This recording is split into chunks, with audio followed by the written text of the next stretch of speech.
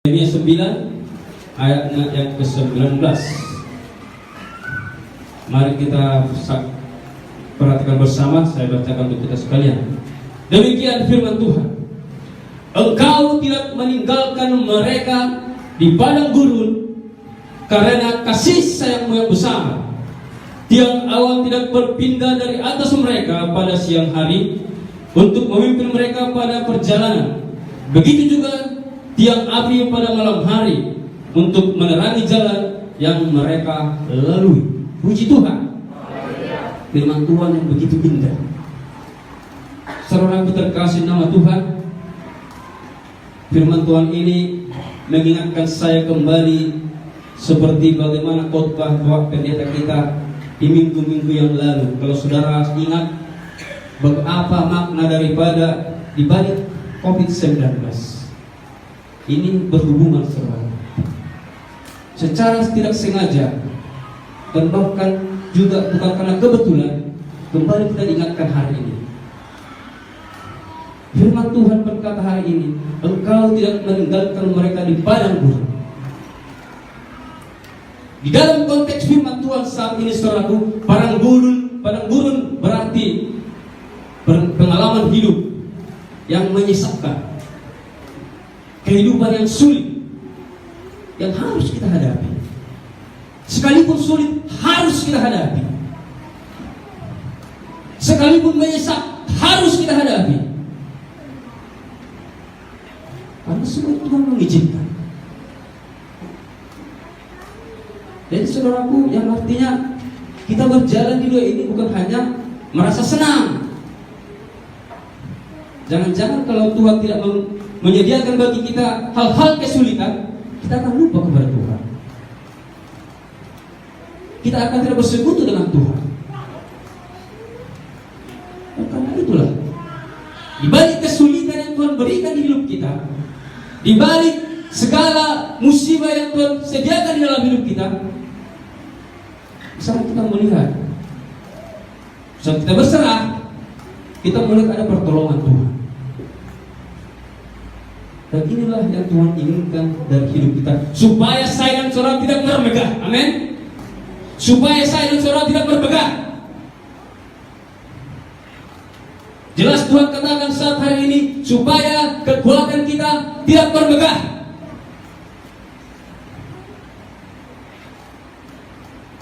Saudaraku terkasih nama Tuhan, di ayat Keluaran dikatakan Tuhan berjalan di depan. Ini situasi ini adalah masa-masa sulit yang dihadapi bangsa Israel.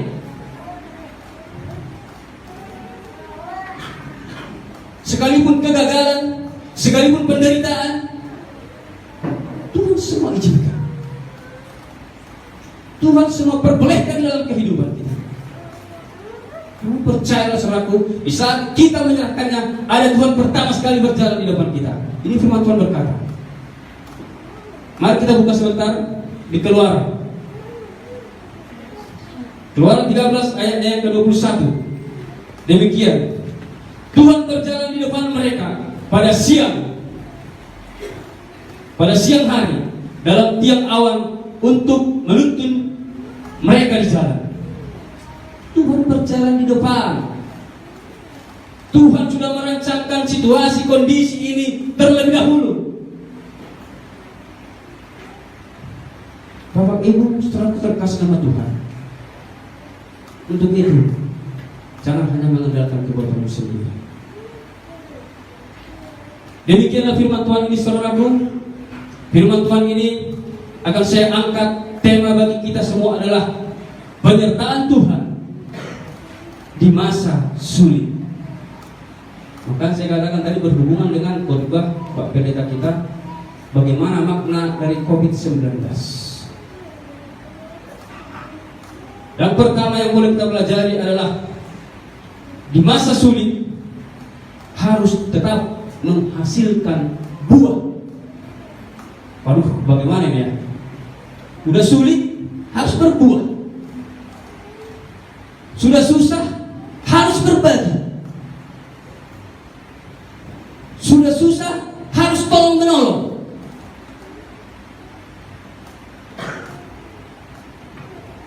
Namun pada saat hari ini saudaraku, firman ini mengingatkan saya dan saudara harus berbuah.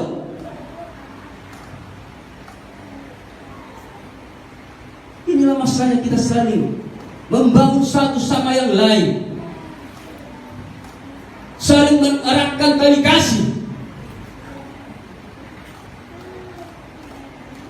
Jadi masa-masa pandemi ini tidak ada alasan untuk saling tidak berbagi dan berkasih.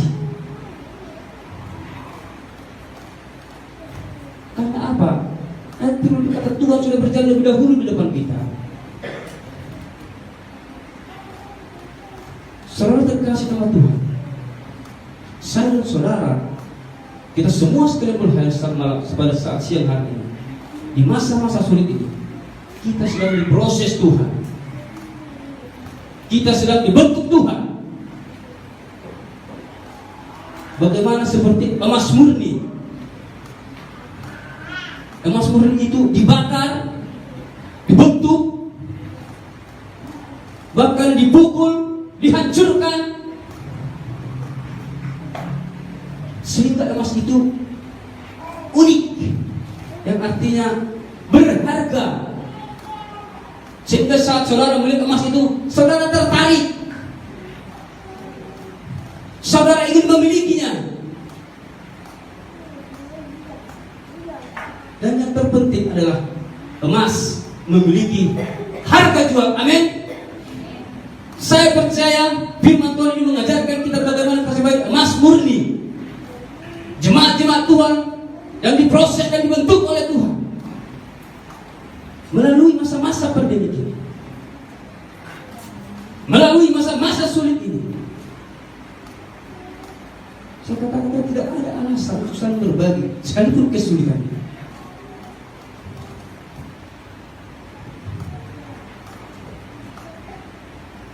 Kita tidak tahu sampai kapan masa-masa pandemi akan berakhir. Tidak ada yang mengetahui pasti.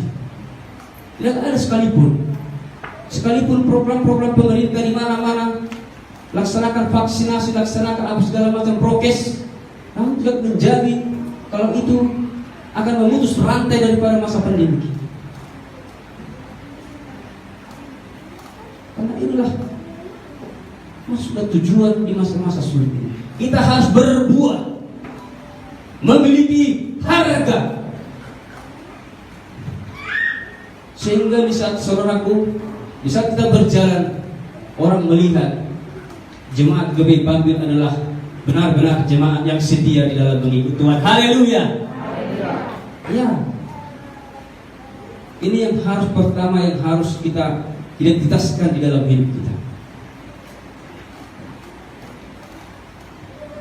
Ini yang harus prioritaskan di dalam hidup kita, sehingga kehadiran kita di dalam setiap pertemuan ibadah ada tinggal di dalam iman kita, sehingga melalui kelakuan hidup kita, cara bermasyarakat kita, orang melihat ada perbedaan jemaat GBI Bangbil dengan yang lain. Haleluya. Karena sinarnya terang, karena sudah dibentuk, memiliki nilai harga unik. Inilah saudara yang boleh kita pelajari di masa-masa sulit ini, harus menghasilkan buah. Bagaimana kita belajar dari seorang janda yang memberikan persembahan itu. Sian habo gosol nalo amang ibae, sian habo gosol nalo inang bertemu kan apa sebelum. Unang-unang holang milion imana persembahan ini dan adalah orang persembahan.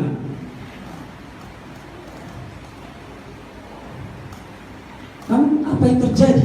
Dunia menertawakan. Demikian juga janda yang disarfat itu. Buli-bulinya sudah mau habis, tinggal persediaan beberapa hari. Namun Tuhan mengutus, pergilah.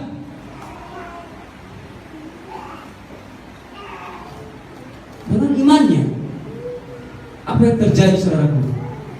Tuhan memberikan lebih daripada cukup. Haleluya. Inilah kuasa iman di dalam setiap orang-orang yang percaya. Sekalipun masa sulit boleh terjadi, sekalipun masa sulit menyesatkan kehidupan kita, Saudaraku terkasih nama Tuhan, di sana dikatakan ada tiang awan. Ada tiang awan yang artinya menuntun dan melindungi pada siang hari. Tiang awan dan tiang api yang berarti adalah penyertaan Tuhan, pimpinan Tuhan dan perlindungan Tuhan. Inilah yang bangsa Israel rasakan di saat tiang awan dan tiang api terjadi melingkupi di masa-masa perjalanan mereka. Pada masa kita ini, kita hanya berserah kepada Tuhan. Kita hanya mampu mengandalkan Tuhan di dalam hidup kita. Untuk itu jangan bermegah karena kebolehan. Jangan bermegah karena kekayaanmu, karena kecantikanmu, karena kegantenganmu.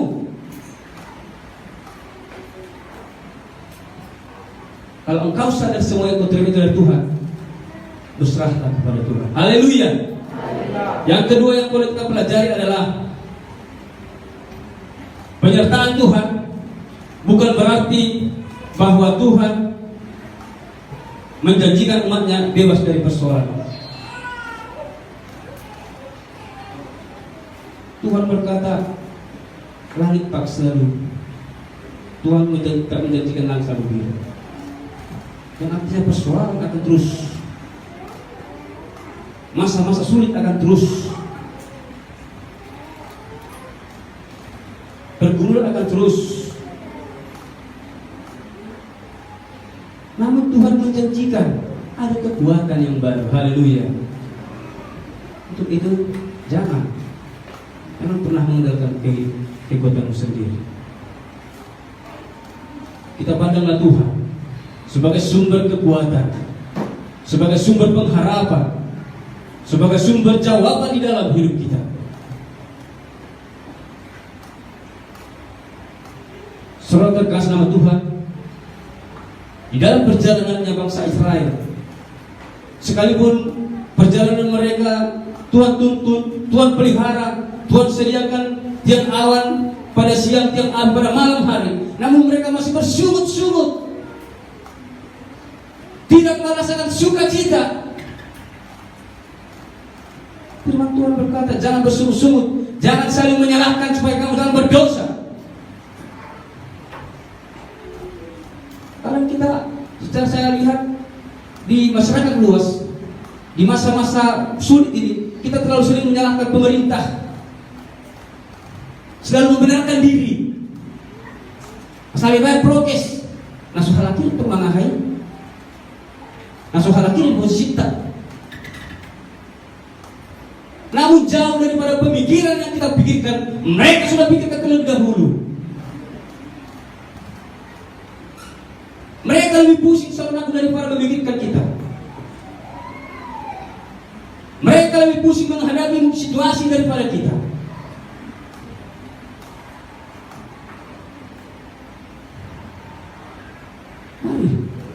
Mari kita saling mendukung. Kalau dokter alani COVID, alani masa pandemi kon. Habis Pak Benak tenang ano. Sekira mulai otak. Dari mana kita mulai untuk memutus rantai hubungan COVID ini? Kalau tidak dari pribadi kita, dari keluarga kita.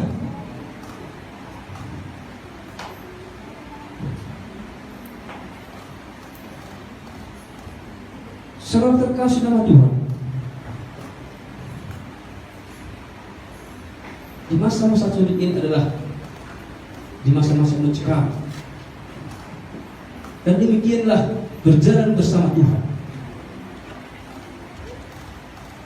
Berjalan bersama Tuhan pasti akan selalu bertentangan dengan dunia.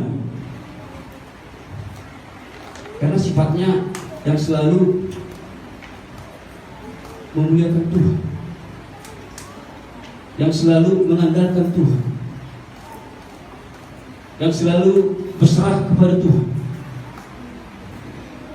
Beda dengan dunia. Kalau dunia itu berpikir gampang-gampang aja, logika jadi batu.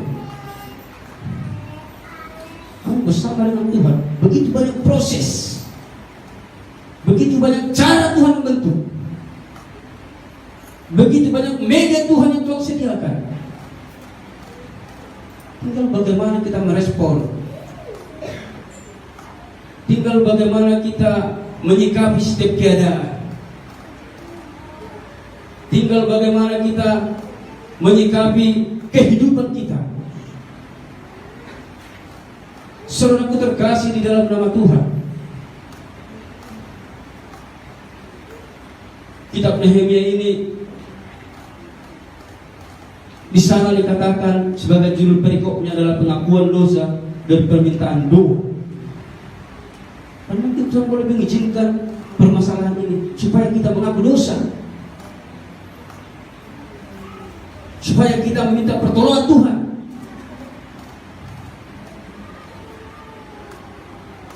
Kita lihat karena masa pandemi ini ibadah-ibadah pun online semua, ibadah-ibadah pun di rumah semua. Bukan berarti Tuhan tidak hadir. Namun alangkah indahnya berkumpul bersama saudara seiman,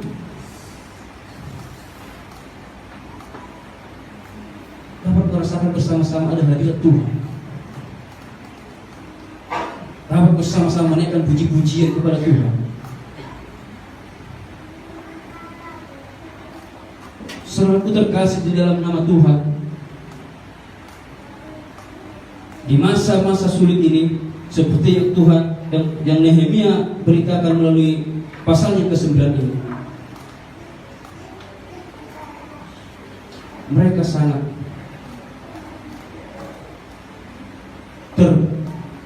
terperosok, mereka sangat terjepit. Namun mereka tidak merasakan pertolongan Tuhan itu 40 tahun lamanya. Tuhan pimpin, Tuhan pelihara, Tuhan sediakan makanan dan minumannya. Dan bahkan dikatakan di ayatnya yang ke-21, mereka tidak berkekurangan. Mereka, pakaian mereka tidak rusak, dan kaki mereka tidak bengkak. 40 tahun loh. Mereka tidak berkekurangan,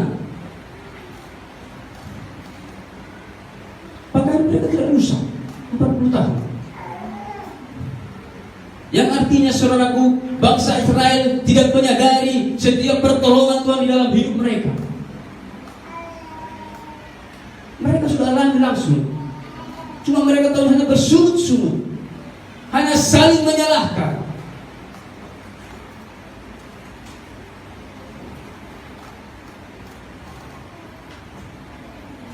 Dan saya dan saudara, saya percaya, dan semua percaya, kita tidak ada saling menyalahkan akan masa-masa pandemi ini. Amin.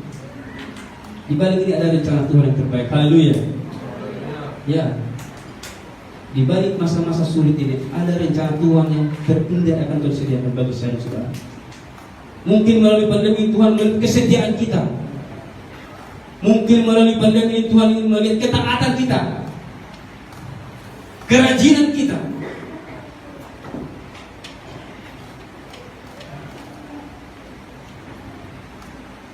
Dan saat ini, di masa-masa sulit ini, mari kita saling membangun, mari kita saling menopang,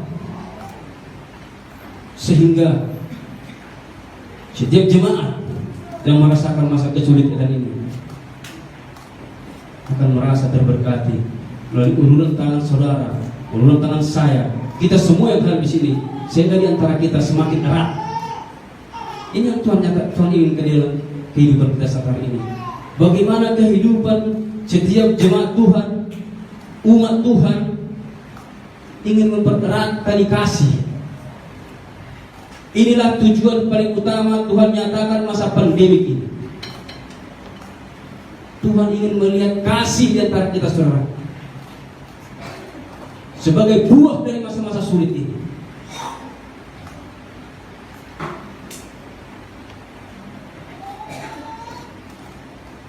seperti yang kita lihat di luar sana, bahkan melalui media sosial, televisi, media massa yang lain. Kita lihat bagaimana orang-orang yang tertimpa masa-masa sulit ini. Mereka rapuh, mereka hancur. Karena apa? Tidak ada yang menguatkan, tidak ada yang menolong, tidak ada yang berikan semangat, spirit. Itulah bedanya kita orang yang memiliki Tuhan. Karena kita memiliki kasih di dalam Tuhan. Amin. Kita memiliki kasih dalam Tuhan. Amin.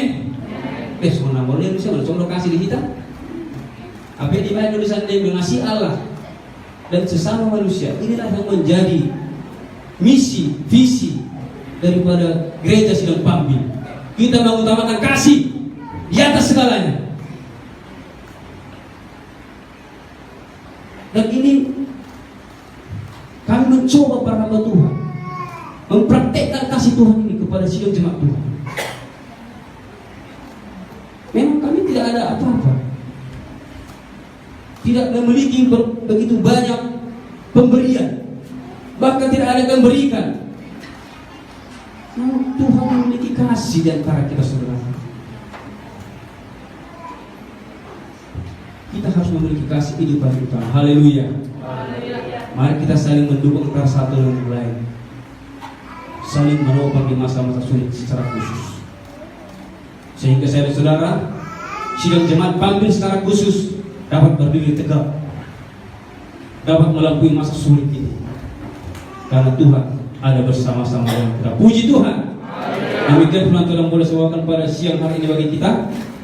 Terpujilah Tuhan, kekal terus sampai selama-lamanya. Kita serahkan kepada Bapak Pendeta kita. Puji Tuhan.